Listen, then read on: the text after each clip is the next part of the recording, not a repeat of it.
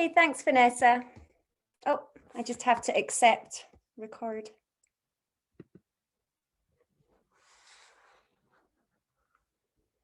Okay, good afternoon, everyone. My name is Nicola and I'm here from the University of Glasgow, and I'm going to talk to you today about English medium instruction, which, as we know, is one of the most significant trends in higher education around the globe today, and the impact that this is having on the English language practitioner and particularly EAP and ESP instructors working in these contexts. Before I begin this talk, I wanted to show you this short clip, which it's a cup noodle commercial from Japan, but it's a funny depiction of the current feeling in companies and places such as Japan that have quickly transitioned to operating solely through the medium of English without any needs analysis or consideration of the challenges that this poses for those working in these contexts, which, as we know, is also happening in the higher education environment in non-Anglophone contexts. So this short cup noodle commercial portrays the current pressure felt in these contexts about this transition to work in English. And I think it might resonate quite well with those working in English medium instruction settings, so students as well as content, and also ELT practitioners as well, the latter being the focus of my talk today. So I hope this works. I did test it, but let me see. Oh no. Can you see that? No? Yes, if you magnify it, please, yes.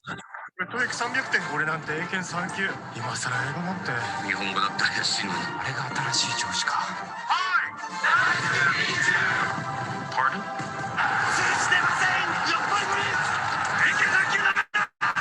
Who are you? Fine, thank you!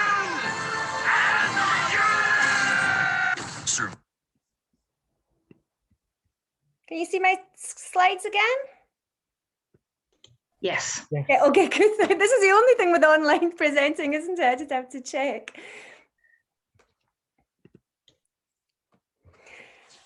Okay, I'm not sure if you managed to see the subtitles there. I don't think this has worked quite as well as in person. But as we saw then, the workers in this cup noodle commercial refer to their Eiken scores. This is an English language test used in the Japanese context.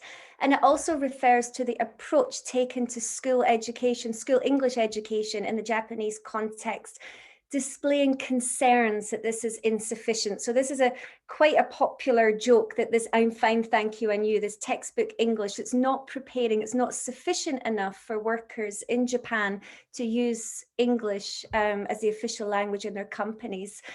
In EMI settings, CEFR B2 is often seen as a starting point for students, and it's been suggested that B1 students can succeed with extra support. However, despite the rapid growth in EMI provision around the world, which is rapidly outpacing empirical research, there's been scarce research into how best to support students in these environments. We do have a rise in studies. EMI is a rapidly emerging field of study, and more and more studies are showcasing the various language-related challenges that students have, and these are noted to be a major barrier in successful EMI policy implementation. Given the documentation of these language-related challenges, I think we really need to question whether the typical high school graduate in different contexts around the world is at such a level to be able to study their academic subject matter at university level in English. And if not, then what demands this places on resources, but also what demands this places on the ELT practitioner working in these settings, who I think is often being forgotten about, particularly in the EMI studies that I've been reviewing recently. The largely unfettered growth then in EMI around the world has had and will continue to have an impact on practitioners working across formal educational sectors. More and more demand is being placed on ELT practitioners to provide the requisite skills and support. for an increasing number of students, not only now to be able to communicate in English, so not only English for communicative purposes, but also to study English in academic settings. The language training and support needs of those delivering content instruction. And now this has been receiving a lot of attention in the EMI literature, and I attended a talk earlier today on this. But the language and training needs content lecturers is also placing demands on the ELT practitioner. So in this talk today, then, I'm going to explore, it's a very short talk, but I'll explore the changing role of the ELT practitioner in EMI context, and also the integral role that language instructors play in ensuring the educational outcomes in EMI. As we know, government language policies cannot be translated into practice without consideration of the stakeholders, resources, and other factors. Unfortunately, however, with regards to English medium instruction in higher education, they're still being forced in a top-down fashion, despite the lack of such research. So my work in this area stems from a concern with the lack of monitoring systems and also a lack of clear outcomes in EMI programs, which makes it very difficult to assess the effectiveness of EMI programs. And this is a point I'll return to later. This lack of a needs analysis is quite concerning, as provision in EMI outpaces empirical research, as I mentioned at the start. And the lack of research with key stakeholders on how to implement this policy for successful and sustainable EMI policy implementation. This also needs to include ELT practitioners. So my work in this area has focused on policy scans, questionnaires, interviews, focus groups, interviews, and with a range of stakeholders, so program administrators, policymakers, content EAP instructors, and students as well. And I'll just give you a snapshot of some of the findings from some of the studies today. So I was invited to submit an article for the 75th anniversary edition for the ELT journal on EMI, and I was really pleased to see that in the ELT journal they saw the impact, there was an interest in the impact of the growth in EMI on the field of ELT. So this gave me an opportunity to think further about the impact of the growth in EMI on the ELT practitioner. And this is something that I've been thinking about for some time. Before I entered academia, I was an English teacher in Japan, and I was the EAP coordinator at one of Japan's first EMI universities, where I found myself designing the international business EAP and ESP curriculum, and I knew nothing about international business. I had to take home this huge textbook. I work with content professors to collaborate on designing the ESP curriculum. And personally, I found this a real challenge, and it made me think about EAP training as well. And that's why I joined the SIG on teacher education for EAP earlier this morning. So I only have another 15 minutes, so I'll start with a very brief overview of the growth in EMI and higher education around the world, touch briefly on some of the key driving forces behind this policy, some definitions and approaches, and I'll also focus on the language-related challenges. This is only one of the challenges that I've identified in my research in EMI, but I'll focus on that today. And the importance particularly on academic and language support for students, and how this is impacting on the role of the ELT practitioner. And then I'll end with some future directions. So as we know then, educational systems around the world have been rapidly internationalizing in recent decades. And as part of this trend, more and more universities have been incorporating the English language into their academic curriculum. Initial growth was in Europe, but EMI has boomed in recent decades. It's now being called a galloping phenomenon, now pandemic in proportion. It's been described as the most significant trend in educational internationalization. And as Mikaro points out here, it's like a Japanese bullet train. It's this unstoppable train. And all we can do is ensure that our passengers get off safely at each stop. I quite like that. As I mentioned, growth was initially in Europe. We saw just in 13 years, a 1,115% growth in EMI programs in just 13 years in Europe. But EMI has now spread beyond the traditional hotspots, such as the Netherlands or Northern Europe, really to become a global trend. It's a global movement.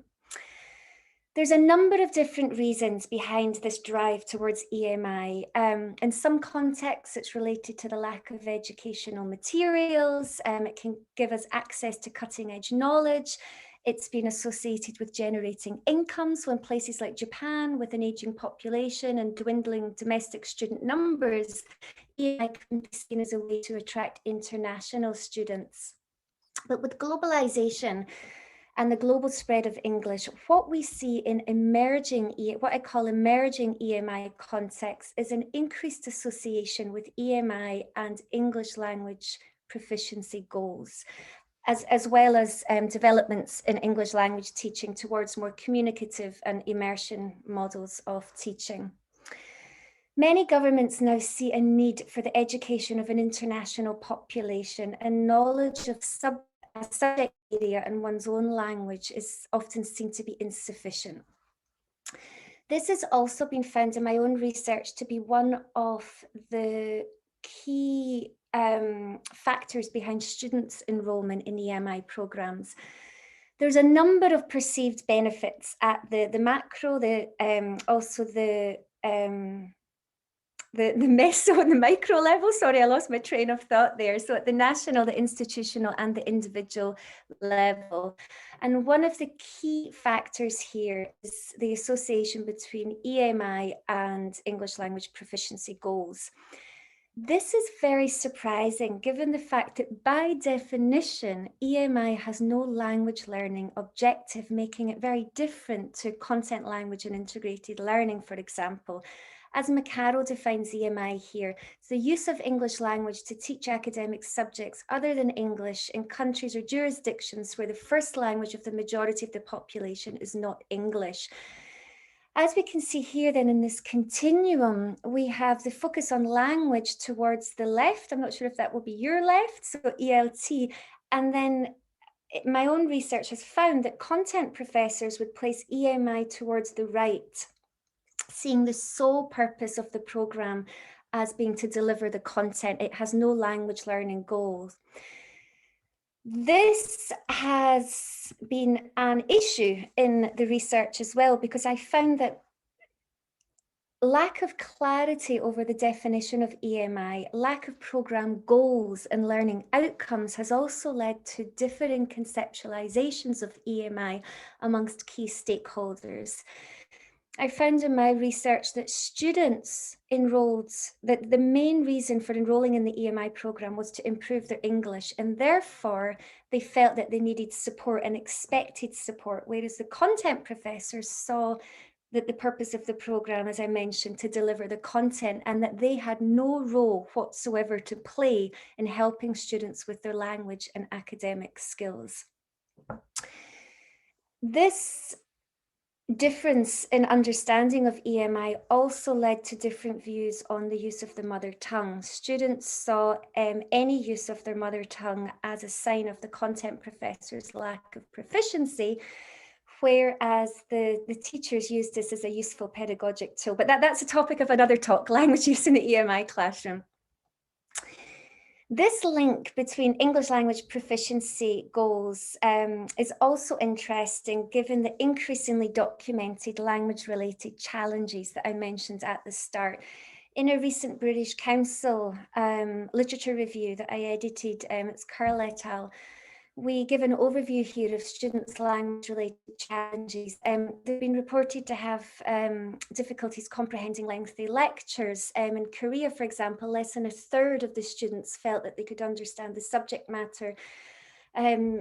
Interviews with the students has revealed that the students often audit the Thai medium or the Vietnamese medium class because they simply cannot understand what's going on in their EMI classes as well. Several studies have highlighted issues then with students' English language proficiency.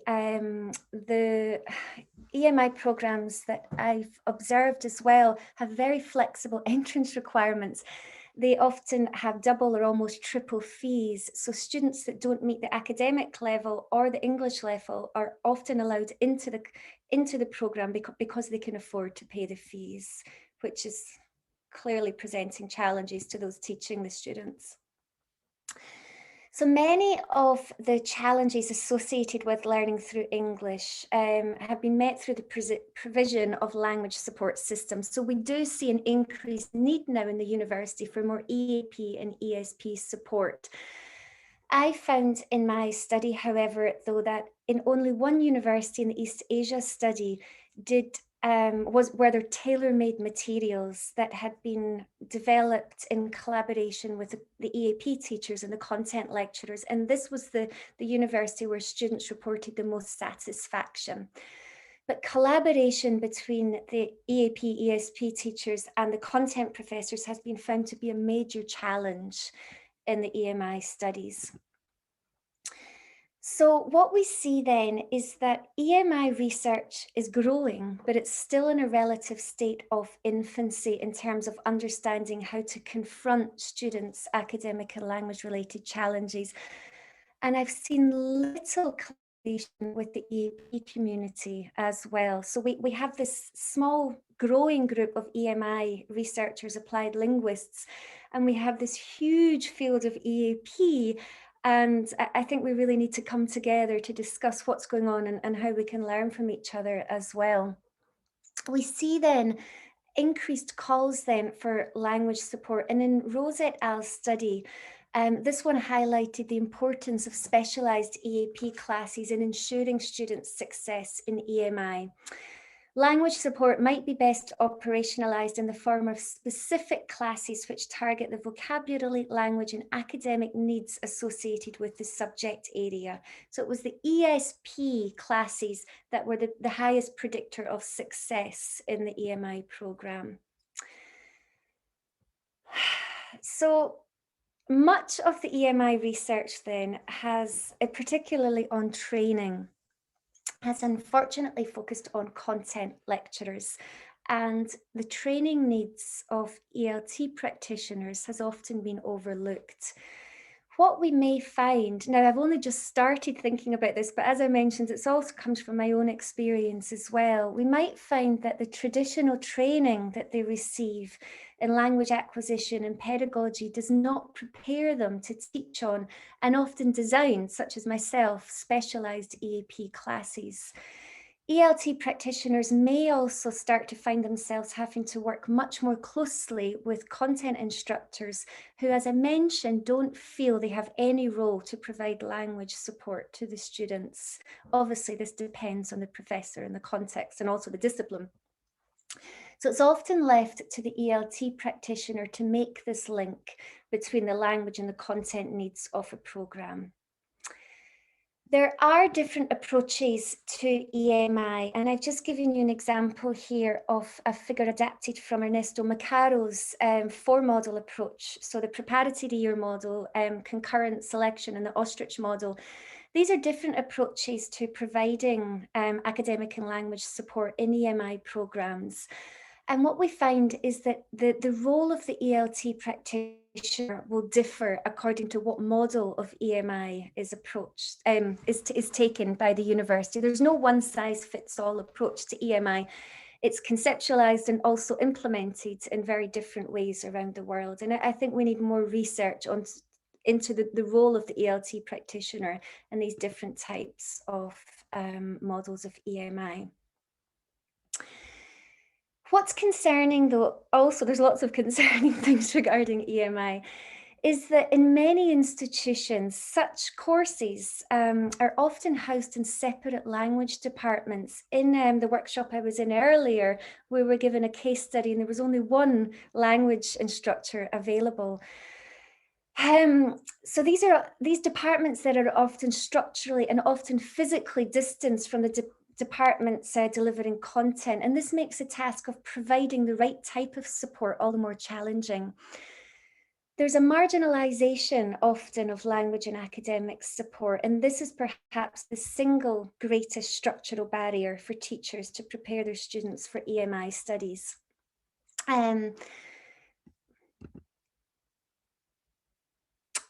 So to best support EMI students then, an urgent role that ELT practitioners need to fill is in this need for English for specific academic purposes. Now, as Flowerdew notes, this does present challenges. It's requiring teachers to develop their own subject knowledge. They have to investigate the specific epistemology, but this can also present opportunities for greater respect and also to combat the recent marginalisation of the EAP department within the university. As I mentioned, collaboration between EAP and content instructors has been identified as being one of the key challenges. But the utilisation of ELT practitioners within the EMI programme can also help to facilitate greater collaboration. Albeit rare, in my paper with Rachel Roog from New Zealand, we recommended that such collaboration is urgently needed for consistent and focused EMI programme delivery.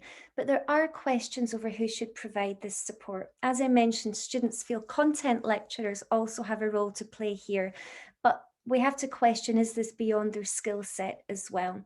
Team teaching has been suggested as well, but obviously this is quite resource intensive. I've given you just some examples here from content professors. We cannot separate the two, meaning delivery of content and language. One content instructor referred himself to a lack of TESOL training and thinks that this is the responsibility of EAP instructors. Teaching itself, like anything else, is a discipline, and it does require training in most cases. I've already admitted that I've done 9 years of this without any formal training in ESL. I never took a TESOL course, not one. I think for the most part, I would not want a content faculty member trying to teach ESL at all. If we have available to us trained, competent professionals in ESL. So there's quite a bit to think about there. Just got a couple of slides, Vanessa, is that okay? Yeah, you've got 2 minutes, Nicola. 2 minutes, oh good, I thought I was timed. So obviously materials as well. So as well as the need for more research into training needs as well, we also need to look at materials. So as I mentioned, in only one of the universities that I visited were there tailor-made materials available, and there's a real lack of materials for EMI at the university level. So just to end then with some future directions, I hope, I haven't had very long today, but I hope in this talk that I've been able to highlight some of the increased demands that the significant spread of EMI in higher education is placing on the ELT practitioner working in the university context. I think for successful and sustainable EMI policy implementation, we need to do this in consultation with language acquisition experts. We need increased collaboration between EAP, ESP instructors, and content faculty, and also between practitioners and researchers as well. We need a lot more work on teacher training and yeah, a large-scale needs analysis before this policy is implemented. So one thing I've been doing to try and address some of these is to set up an online community of practice. This was set up in response to the first EMI study in East Asia, which identified a lack of collaboration between the ELT practitioners and the content practitioners. We have now over about 800 members. It's in a state of transition because I've just moved institutions and it's just going live now. We're moving over to the University of Glasgow servers. But we have Facebook pages, Twitter pages. We have, I think, about 88 coordinators from around the world. So different regional sections on EMI, discipline-specific pages where we have different resources, webinars.